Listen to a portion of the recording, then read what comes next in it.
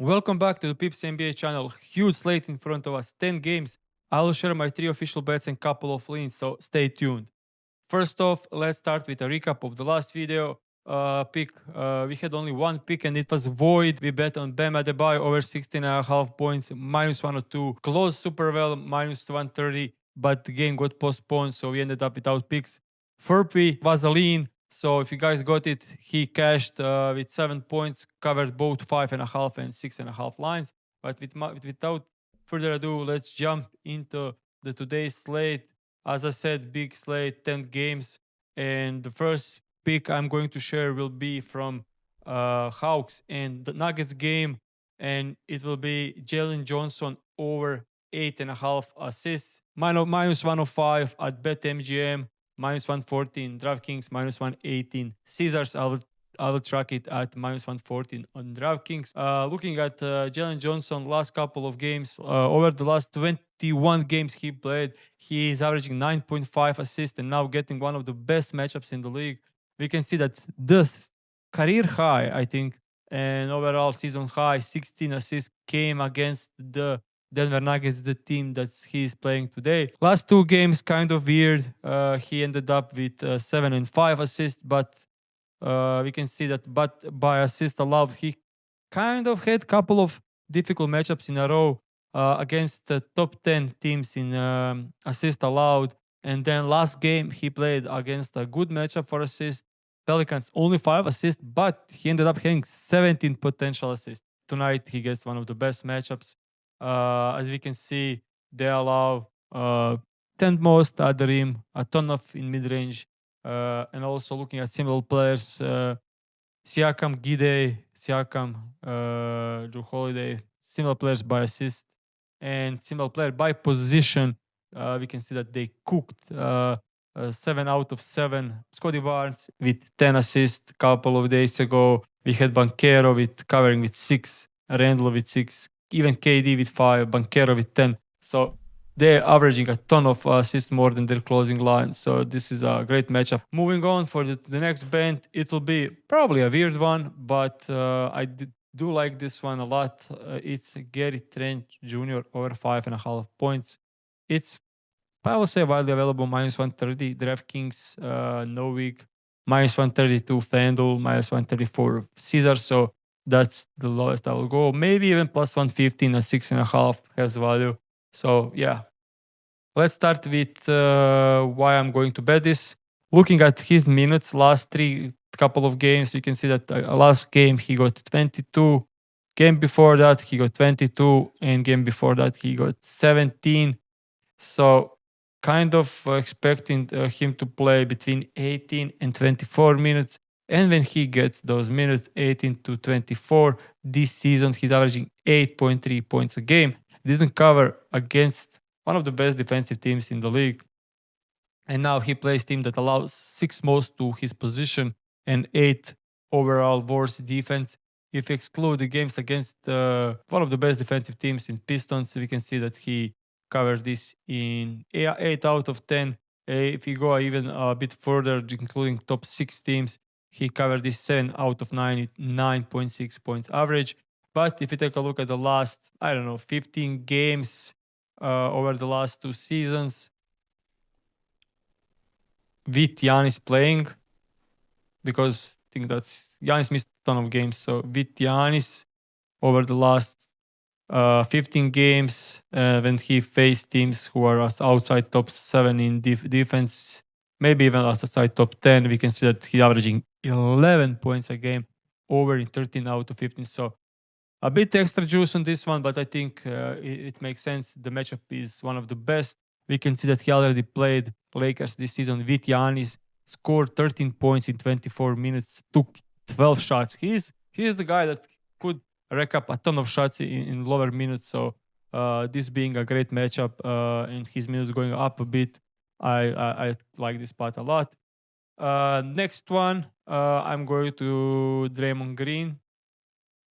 Incredible soft matchup tonight against the Kings.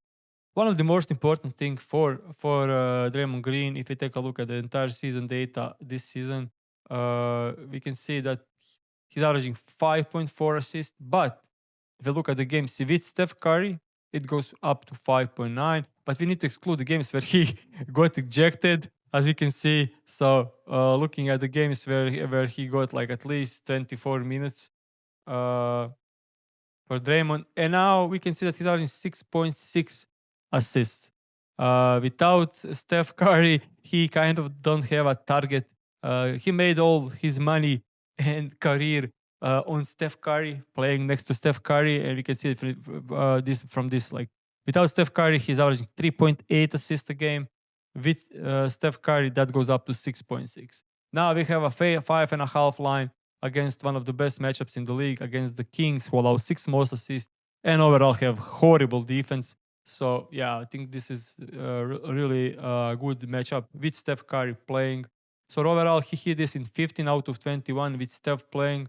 If we look at the matchups based on assists allowed, we can see that when he's playing teams who are below average who allow above average assists, we can see that he covered this line in 9 out of 10 games, averaging 7.5 assists.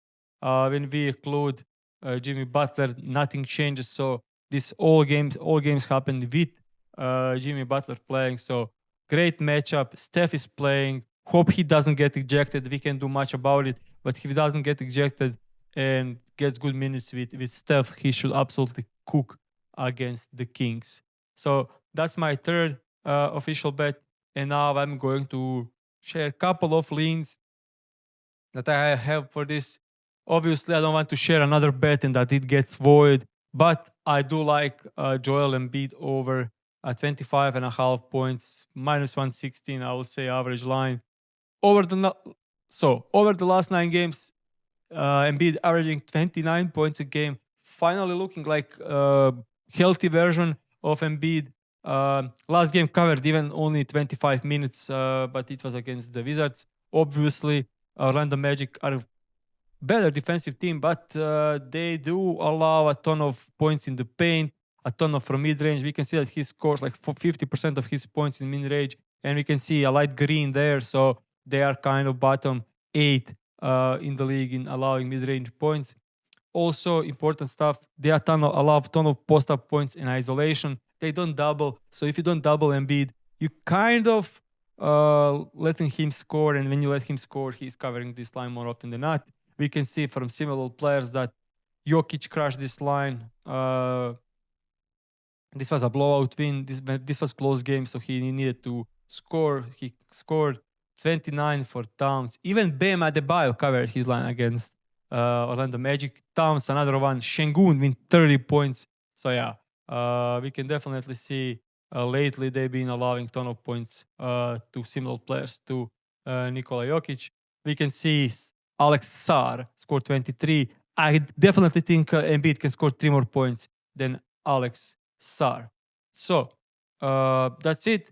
Looking at usage kind of very consistent lately. 34 points, 34%, 31%, 39, 34. So kind of between 30 to 40%. So when we look at his usage, when it's between 30 to 40% career-wise, looking at all the games he played, and when he gets the minutes he's expected to get, which is 30 to 38, I will say. His average is at 29.7. So average usage, average minutes, expected minutes, I would say. And then we get that he's covering this line in 80% of the games, averaging 29.7. Maybe we can lower a bit usage to like 38%, but it doesn't change much, as we can see that it just drops to 28 and we have 25.5 line. So that looks good as well. Another one that I was eyeing it but didn't decide to make it an official bet would be Nets game.